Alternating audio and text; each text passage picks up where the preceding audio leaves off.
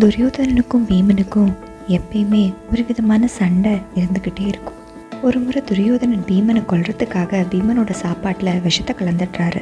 விஷம் சாப்பிட்ட பீமனை ஒரு ஆற்றுல தூக்கி வீசிடுறாங்க. கொடிய நாகங்கள் மட்டும் இல்லை, அந்த ஆற்றுப்படுகையில் கூரிய முனை கொண்ட ஆயுதங்களும் பொருத்தப்பட்டிருந்தது. ஆனால் கொடிய விஷமும் கூர்முனை கொண்ட ஆயுதமும் பீமனை ஒன்றும் பண்ண முடியல. பீமன் ஆற்றுலேருந்து எழுந்து வந்துடுறாரு. விஷம் சாப்பிட்ட ஆற்றுல விழுந்த பீமனை ஆரியக்காங்கிற நாகக்கூட்ட தலைவன் அவரை காப்பாற்றினதாகவும், அவர் பீமனை நாகராஜனான வாசுகி கிட்ட கூட்டிகிட்டு போய் மருந்து கொடுத்து சரி பண்ணதாகவும், அதிலிருந்து பீமனுக்கு 10,000 யானைகளோட சக்தி கிடைச்சதாகவும் சொல்லப்படுது. பாண்டவர்களுக்கும் கௌரவர்களுக்கும் குருவான துரோணாச்சாரியார் குருதட்சணையாக ஒன்று கேட்குறாரு. என்னது?